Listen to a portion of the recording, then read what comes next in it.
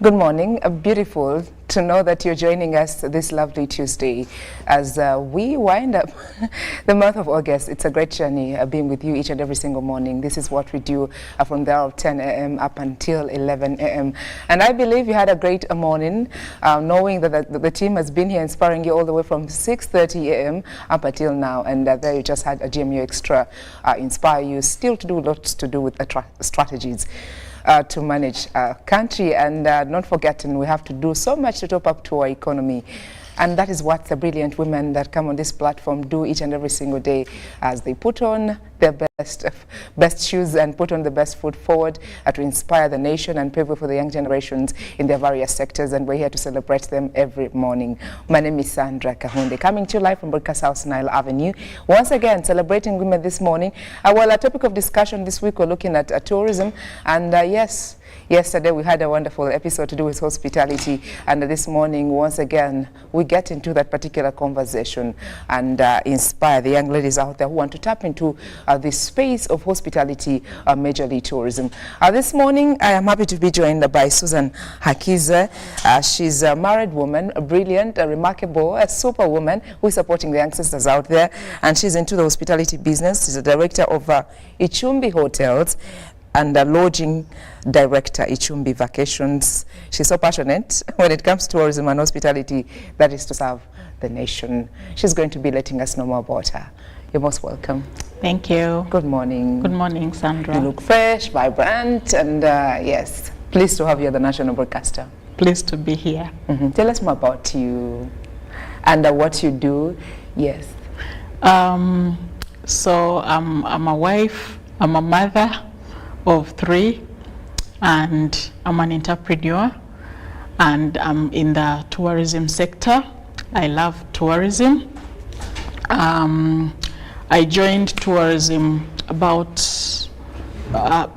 2012, and we started a company with my husband called Nshonji Tours and Travel, and thereafter, we ventured into building structures, and so we did Ichumbi Gorilla Lodge in Bwindi, in the Rushaga sector of Bwindi, and we also later built a hotel in Kisoro town, and so the hotel started operating last year. But the lodge has been operating for about 7 years. Yeah. Okay. It's an amazing journey. Yes. It's been an amazing journey. An amazing journey. Yes. And good to know that you're still into the move. Yes. Well, what could have interested you to get into that particular direction, or the hospitality industry itself? Because I know we sit down and you want to invest, and then you're like, okay, I'm passionate about this, but there's a lot of money I need to put aside for it. And then you're like, this I did, it's my career, my profession. I think I should take this direction. It could help someone who's watching this morning. Generally speaking, I love business. I've loved business since I was a child. And when I was in school, when I was at university, I used to do business. My mom would get materials, chitenji materials, and send them to me, and I would sell them and give her the money that she used, and use the balance as my pocket money, the profit as my pocket money. So I used to do business. I love business. I love doing something that can bring in an income to me.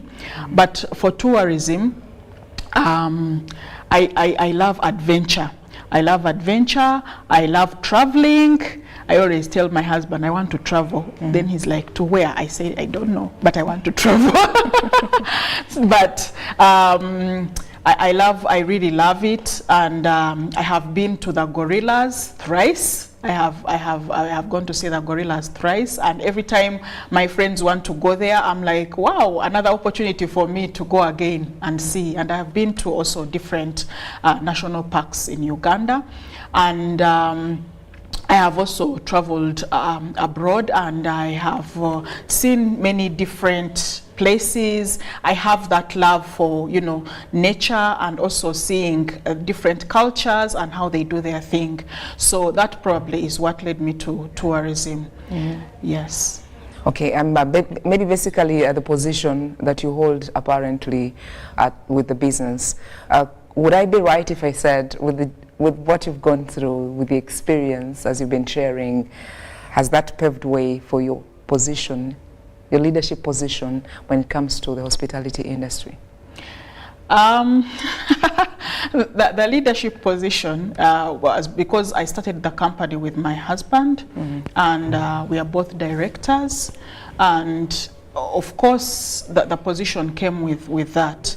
But for me, it is more about being able to also have my thing, because he has the way he looks at it, the way he looks at tourism, and I have the way I also look at tourism.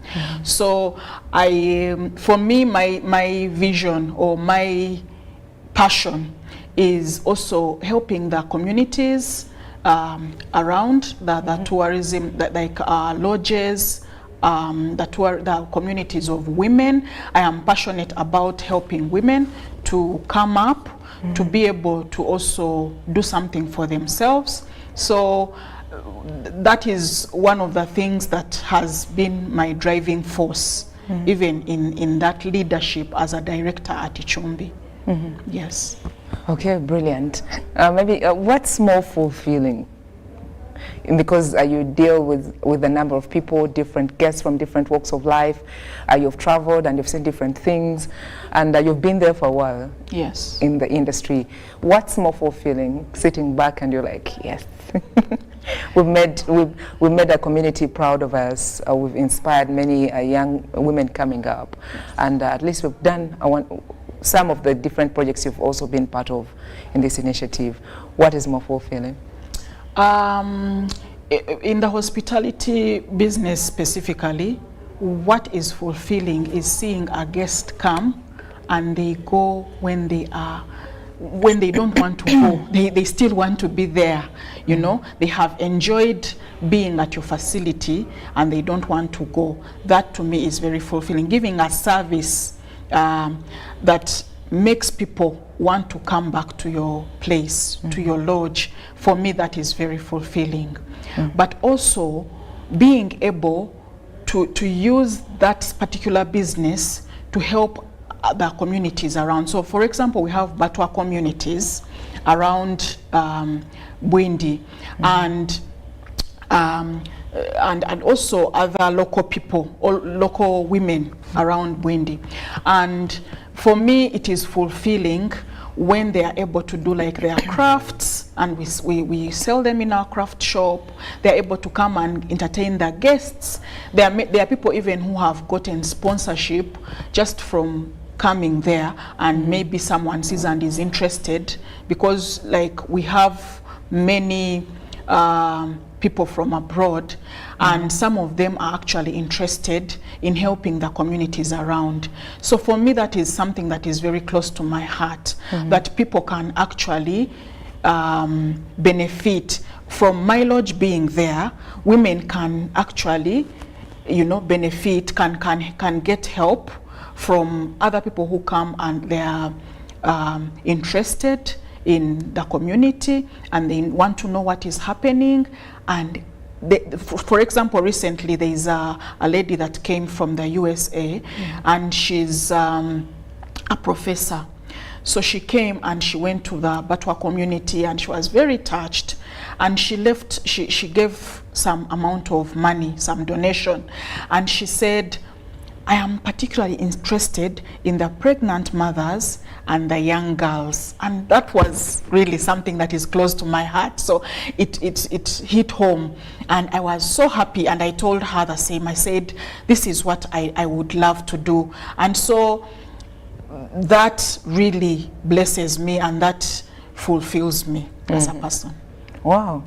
Amazing. Well, we salute her. May God bless her, wherever she is. Interestingly, I know the viewer also have taken keen interest in the submission to do with those vulnerable communities that you tend to visit. Tell us more about them. How is it like in those different places? Is it the climate change issues? Is it to do with what you talked about, say maybe the expectant mothers? What are some of those challenges? What are your findings when you get to those communities? So some of the challenges that are there, of course, we are still living in a patriarchal society. So the women work, they work very hard. Sometimes I have seen women working in a stone quarry, you know, hitting stones, carrying the stones, working on sites. They work very hard. And most of the time, the men take the money away, you know. And so you find a woman is working, but she's not even able to buy herself, you know, a bar of soap. Because when she comes home, the husband will take away the money and, you know, use it to drink or use it to do other things that are not connected to his family. Not like because he's going to be a better manager in this, but he's just using the money for other things. Yes. So the women are suppressed. They do not get to use their money to empower themselves, to do things. So actually for me, I always strive to see that if I'm giving material things, I'm giving things, not cash, because there is a very big likelihood that that cash will be taken away. So it is better if they receive goods, like they receive soap, sugar, and all those things. But also another challenge that is around Bwindi is the batwa. So they still have this backward mentality. They still live like in Stone Age? Yeah, Stone Age. So even when they are given things, like for example, they have built for them houses and they just remove the windows and doors and sell them. So there's that need for mindset shift. So they end up staying in homes that have no windows and doors, and they're comfortable. Yes. Still living like with all the goats and everything on the inside of the house. That's how they still live up to now. Yes. So that mindset shift is very important to help them, because that is one of, and there are many NGOs that have, you know, pumped in money and done so much. And of course there are some batwa that have come out, but still there is a lot to be done, especially in mindset change. And for me, if I were to call upon government or anyone who is interested in helping out those people, it is mindset shift. To help them see the world in a different perspective. That is the big work that is needed to bring them out. And if we start with the women and children, then it will, you know, trickle down to the men, because men usually they don't easily change. They always have, you know, a skewed no, apologies if I am but there's a way they look at things, but women, once their minds have been open, they, you know, look at things in a different perspective. So if we were to help the women and children to come out and view life in a different way, then we would be making a difference in their lives. Yeah. So with such benefits that come through, the batwa have been helped in different ways of sensitizing them when it comes to the importance of education and the intermarriage, because I'm told there's cousins and what, all living under the same roof, and they still keep in the huts, away from the structures that have been put up for them. Yes. Now, okay, away from such challenges, like you put it, it's more important if mindset change is taken on as a tool to help them out in those communities. How do you address some of the other challenges, or maybe what are some of those unique challenges, if you're to share with us, in the industry itself? The challenges in the industry, I think they've been talked about so many times. So we have infrastructure challenges, the bad roads to the tourism destinations, to the national parks, specifically Bwindi, and we have been talking about it for a long time, and we hope that one day we can actually have good roads leading there. We have an advantage because Rwanda gorilla permits are expensive, so people come through Rwanda because the roads in Uganda are not so good. So they come through Rwanda, and the journey of course is long, and they come to track in Bwindi. So if the roads were worked on, I think it would be a good start. It would be a good way of promoting tourism. Tourism is one of those things that is earning, Uganda a lot of money, and if the infrastructure was worked on, the roads, the internet, the water, we still don't have water, we don't have, national water, or we still have to fetch water. The old way. The old way. And so it is challenging. Yeah. So some of those things, stifle the progress of tourism. So if we would get help with that, then I'm sure that we would be able to perform better. Okay, if we did it the other way around, to really excite the tourists, if you tried to show them how the old way of getting our water in Africa, it'd also be adventurous. Yes. You should try that. Yes. Maybe for a lady out there who has been inspired, she's like, okay, this is really great. There's a lot to do when it comes to hospitality, and they want to make a mark in this particular career. What advice would you share with them? The advice I would share is that you need the passion.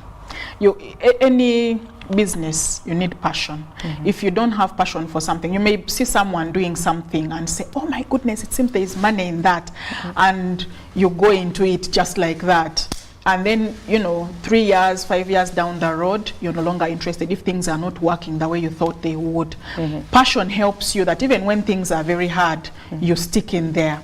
So I would advise anyone, who would want to join the hospitality business, first and foremost, you need the passion. Secondly, it is service. It is something that you have to do as a service to the community, to the clients that come, because if they have chosen your place over other places, then they need value for money. So you have to do things with that in mind. I always tell my staff that you think whites are very rich, but they're not very rich, some of them. There are those that are rich, but some of them are not rich. They have worked hard for many years to save up, to come for this experience, because every time I have traveled, I have realized that these people, when you talk about the gorillas, their eyes light up. It's like, oh my goodness, I would love to come.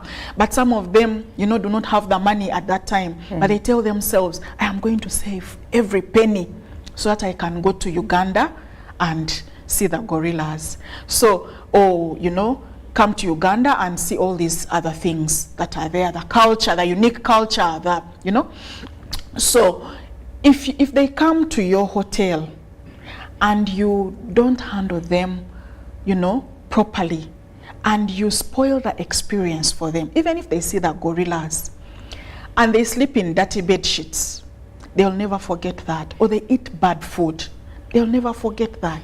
Someone saved up and came all the way, and for you're joking in their money.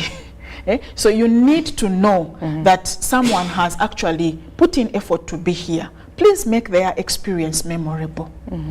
Yes. Okay. What are some of those things that they really tend to want to look out for? when they come to Uganda. I know with this platform we've been looking at how women are doing business and incorporating ICT itself, and another tool for us to promote our nation, the Pearl of Africa itself. What are some of the exciting things, the adventurous ideas that they have, and that is what they really want to look out for when they come to Uganda?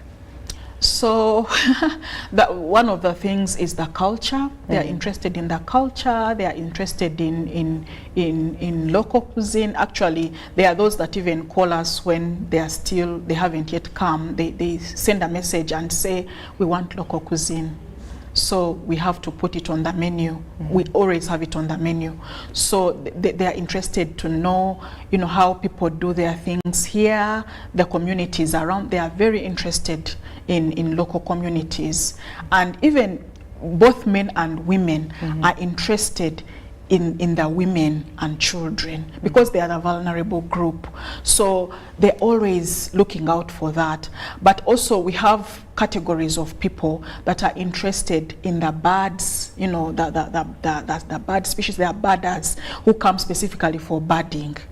Then there are people who are interested in habituation. They come and buy gorilla permits. They buy habituation time. So they are here. So people go to see gorillas just once, but there are those who come and spend like 4 days, because they are very interested in the habituation experience. It really goes a long way. You talked about ICT, so that people are interested in sharing with the rest of the world what they have seen. So if internet is not working properly, then it makes it hard for them to share. So if internet is working properly, they are able to share with the rest of their people. With the social media and all these things, people want to share with the rest of the world. How will people know about us if these people do not share their story? Because even if you advertise, for me, I believe that the best advertisement is if someone says, I went to that place and it is good, you must go there. I think that is the best way to advertise anything. So I think it would be good for internet in those remote places to be improved, so that people are able to share, even in real time, to share what they have seen with the rest of the world. So we need 5G going all through to those rural places. Yes. Well, I understand. Anyways, we could have left out a viewer who's been following habituation. What does it really mean when it comes to your line of business? Yes. So it's not in my line of business. Habituation is, the gorillas are usually, the mountain gorillas are usually wild. They are those that are wild, that we don't even get to see, that attack. So habituation is like kind of taming them, like making them friendly to humans, and being able to learn their surrounding, their environment, how they do things, and becoming friends with them. That's the best way I can explain it, and making them friendly, like so that if you're going to see the gorillas, you're able to interact with them, not interact of but be able to understand what to they're understand feeling. them, to get what they feel, all those things. So that is habituation, like getting the wild out of them, kind of. Okay, you can't get the wild out of them, but that experience is really exciting. Exactly, it's very exciting. Being able, because sometimes they come at you, sometimes they want to play, but the ones that are not habituated will come at you like really they see you as a threat. So it is kind of saying, no, we are not a threat, we are friendly, we like you, we can get along. So that is habituation. Wow, beautiful. Yes. Maybe to the ladies out there, I know at some point you've had this job and you've been there for 5-10 years down the road and you want to get into you want to adventure, or maybe not really getting to what you're passionate about, but sometimes you want to challenge yourself, get to different spaces. And one wants to invest, and everyone wants to be like a CEO at some particular time in life. They want to be CEOs. And one was sharing here some time back, it's like, being a CEO is not easy because you're overlooking, you're in the kitchen, you're everywhere. In every department, you're supposed to be knowing what is happening in every corner. Are you being a director? You've been in that position for a while, and I'm sure you've dealt with lots of people that are under your leadership. Tell us more about those shoes. Those shoes are not easy. Those shoes are not easy.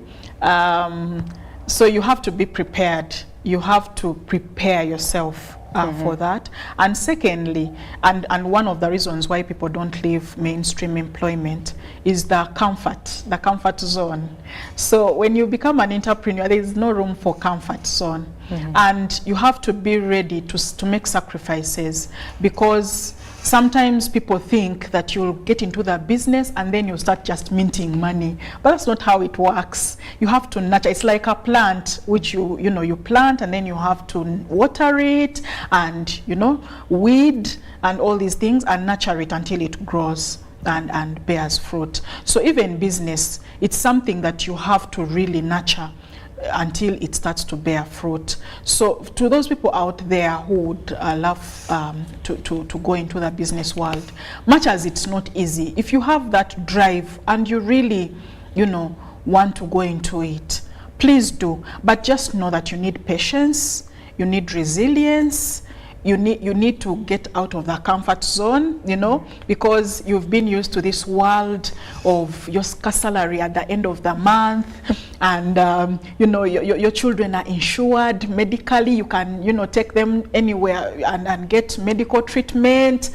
and you used to this corporate, but here it is hard work. Like, the beginning is always hard, but eventually when you've really been able to get into that place and set foot, like, be firm, then you're able to reap, So it is that is something that I can advise the young people, that get into whatever you need to get into, because much as you get this salary at the end of the month, it will never be enough. That is one. And two, someone was breaking it down, that we think, for example, if you're earning 1 million, you think that you're earning 1 million. But if you remove everything that you need to do to get to your workplace, to do your work properly, you'll find that if you're earning 1 million, that your net pay is 1 million. Your money is about 100,000, because you have to rent a house. Let's say you're renting, you have to rent a house, you have to buy food, you have to buy a wardrobe that suits your work, because you'll not go shabby. You have to be smart. You have to buy airtime. You have to buy to pay for water bills and electricity bills. So many things that you have to do, and all on this one salary. So imagine if you were able to make your money and you can actually do all these things and have money that is left. So for me, I would encourage I would encourage women to put aside those fears that they have and get out of their cocoon and start a business. And also another thing that I would encourage is to do business that draws into something that maybe you have been doing. For example, I am gifted as an encourager, and I have been telling myself I'm in tourism, and we do all these things. Is there something that I can do that can draw from my gift, not talent, gift? And I have been thinking that I need to do tourism that involves wellness or well-being. So I am working on that. It is something that is still being, incubated. But that is something that I want to do. How can I be able to help fellow women, you know, who are in these first, you know, jobs? They are stressed, they are doing this. How can I help them to relax and, you know, be able to also do other things that make them happy. So that is one thing that I can use tourism to do that. So that is one thing that I want to do. So I would encourage women to also do something that draws from the inner voice. Yes, your talent, your gifting. Yes. Okay, so looks like there's no point when someone has to really relax. There has to be research, or you need to keep trying other avenues or other challenges to also inspire those around you. Yes. There's really a lot to learn. And yes, from today's it should show. be, if you're doing something and it's benefiting you alone, then it's not good. And research has shown that when you do things for other people, you actually get more fulfilled than doing things for yourself. Every time, that's why they say it's more blessed to give than to receive.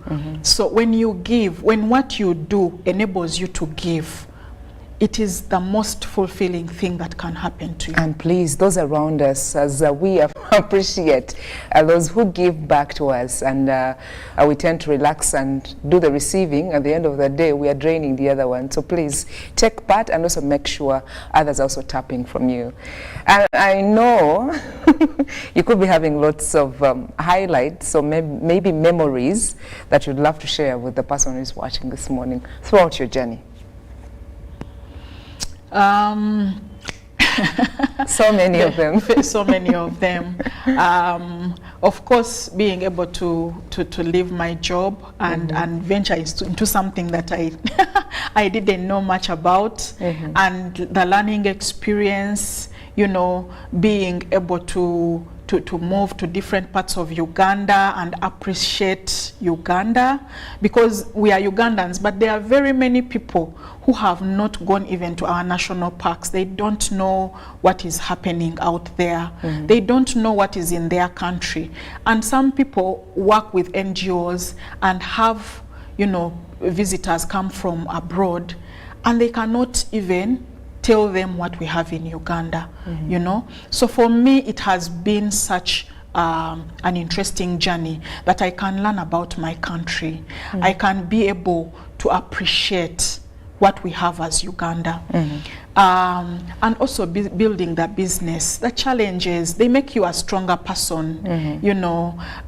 Working in a male-dominated society, being able to make your mark. So one time, I'll just share this story that is really interesting. So one time we had a high-profile guest at our hotel that I won't mention, and he was with his wife. And so someone introduced me and said, oh, this is the wife to the proprietor of this place. And then so his wife was a step back, and so he also called his wife and said, oh, this is the wife of the proprietor of this hotel. And then the wife said, you mean she is the proprietor of this hotel?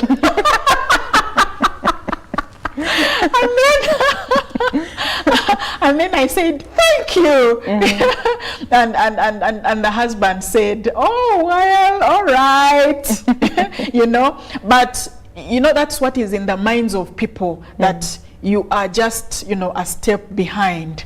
So for you to be able to come out and say, yes, I own this place with my husband, but we are co-owners and we are all contributing something to society. For me, that is very important. So it has been quite an interesting journey of highs and lows, but something that I do not regret. What are some of those skills someone is supposed to be having? Those who tend to join the hospitality industry itself, and they're taking it on maybe as a career or maybe a passion for someone who is watching.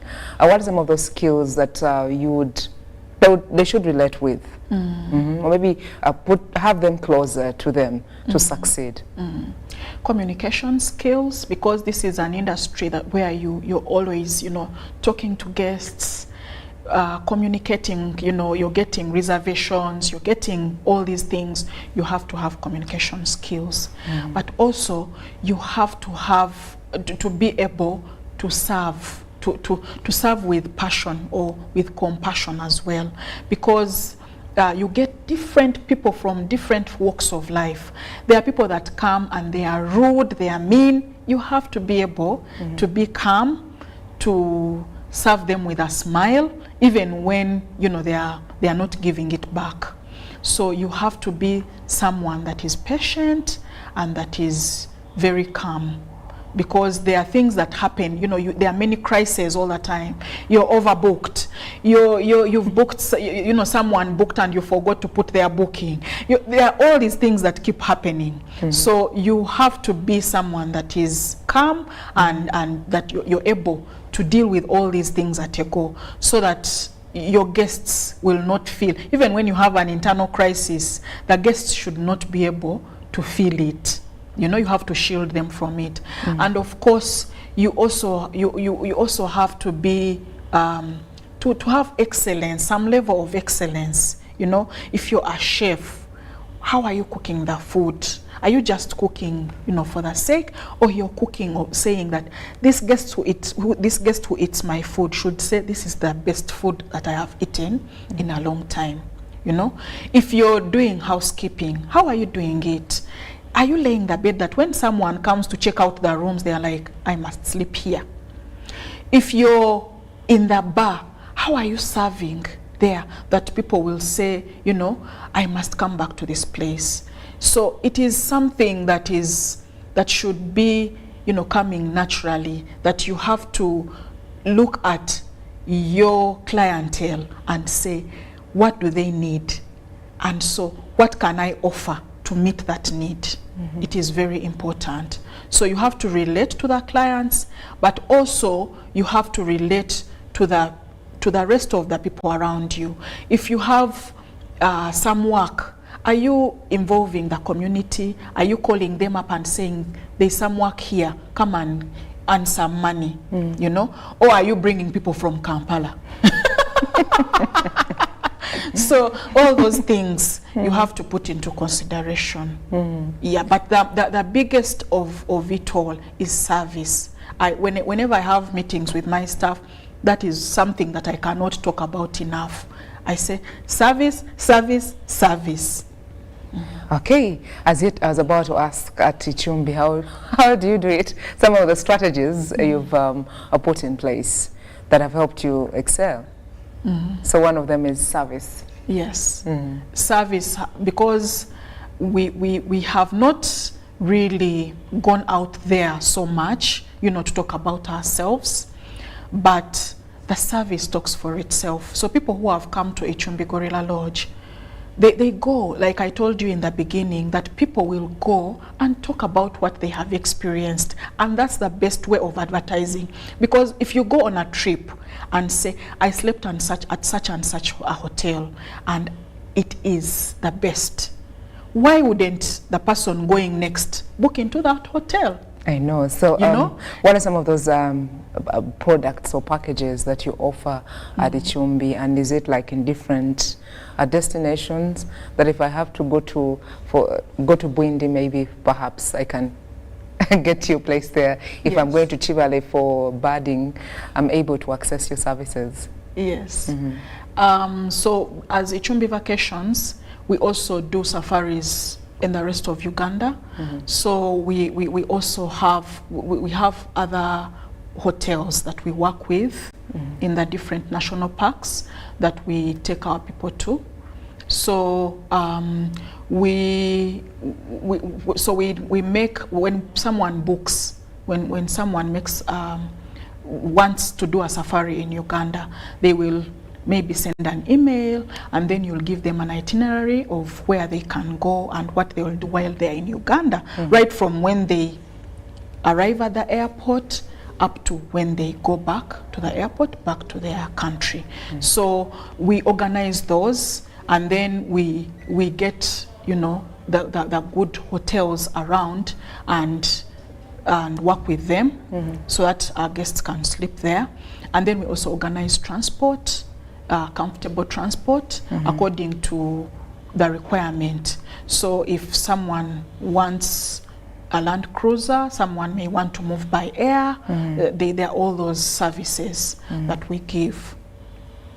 Okay, so when I get to the website, I can easily put Ichumbi. Maybe the right spelling for someone who's watching. Ichumbi is ICHUMBI. Yes. It sounds like cooking. No, Ichumbi is a Chinyaranda Chifumbira word, meaning a home. You know, a home away from home, kind of. You know, so this is where it comes from. Long ago, people used to, when things were not as bad as now, you don't just go to someone's home now. But long ago, people used to make long journeys, especially the fact that there was no, you know, there were not many cars. People would walk long distances, maybe to go and check on their relatives, or to come like to Kampala to work or whatever. So they would go in a home of a stranger, and they would ask to spend a night there.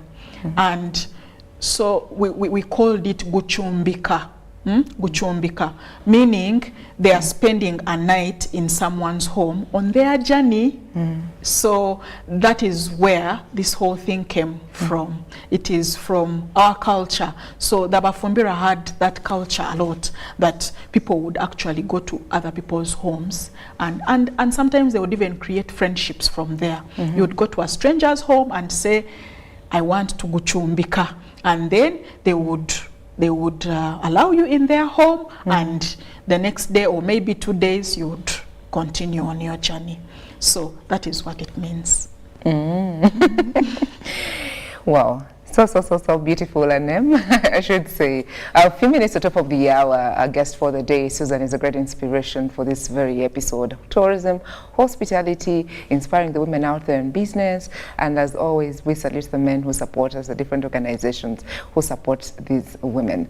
And Ichumbi, yes, good services, and I am sure by the end of the episode, you have noted quite a number of tips you have to implement yourself if you're into this very industry. Maybe something else. You talked about the safaris. You cater for the guests as soon as they land at the airport. You offer transport services. There's really a lot that Ichumbi does. I have not heard of the locals.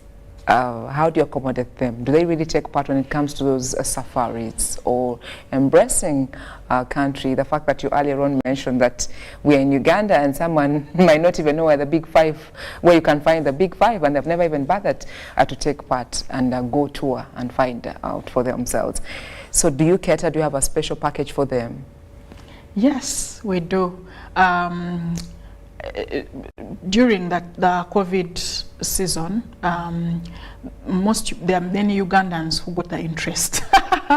Maybe because they were not able to go to Dubai and the rest of the places that they go to. But many people actually got interest and came down.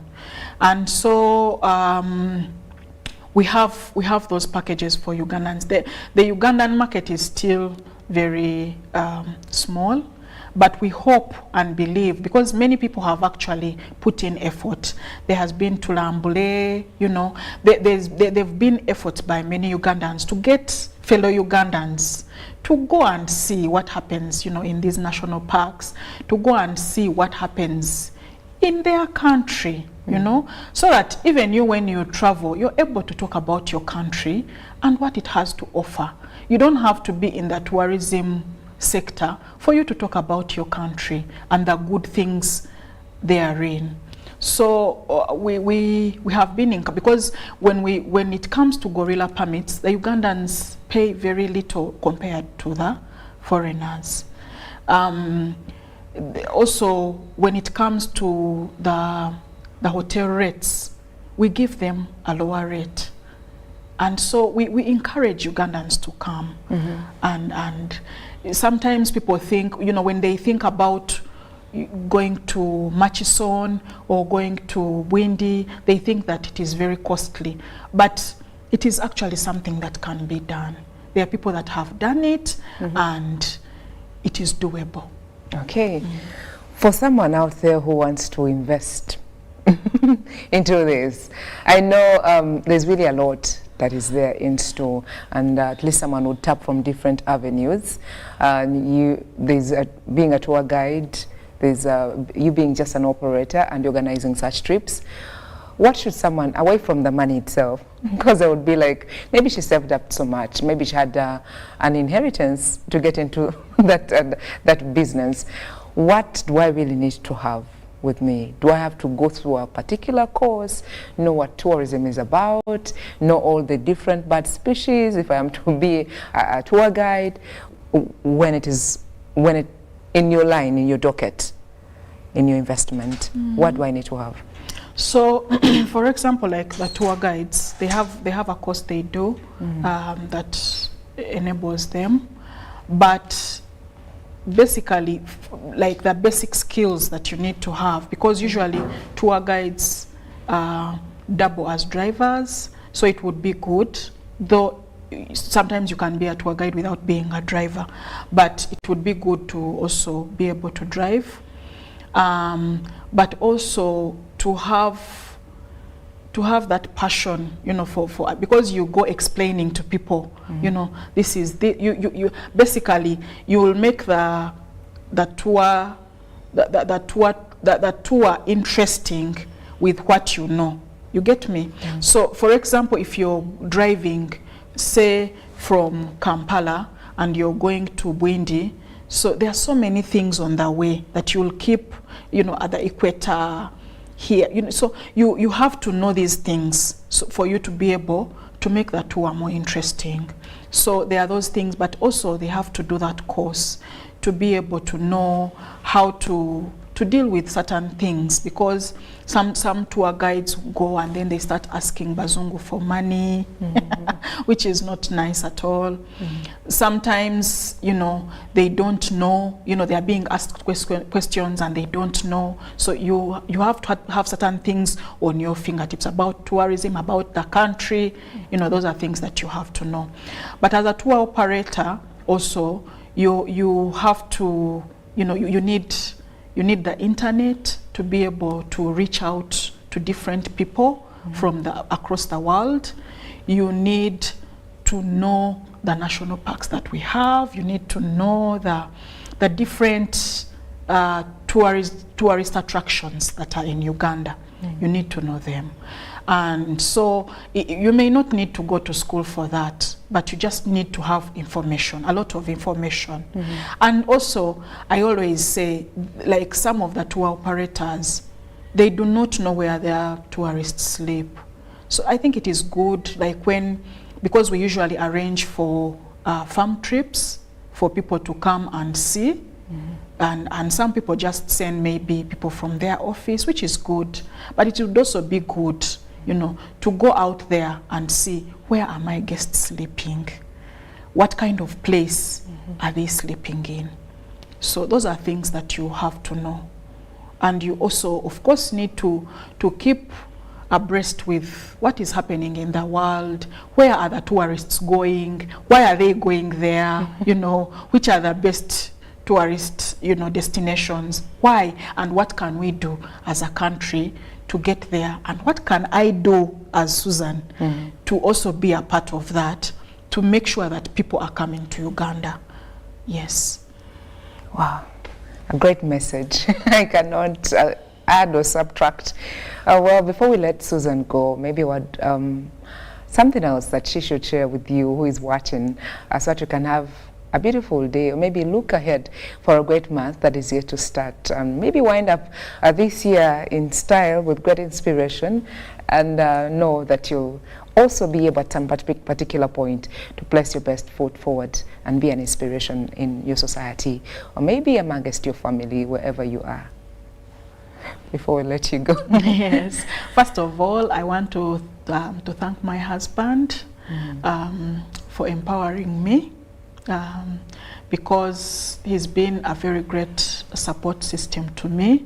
And sometimes women fail because their husbands are not letting them. Even when someone has a great idea, they want to, make it happen, but someone just keeps pouring water or discouraging you or saying, you just stay at home, I can cater for you and all that. But women also have their dreams, women also have their aspirations. So I would like to appeal to men out there, please empower your women. When you empower the woman, it's not necessarily that they will underlook you or they will take over. Yeah, but they can also contribute to your family and to the building of this nation.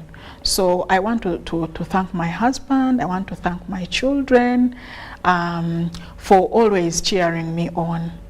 Yeah. So we're not giving names.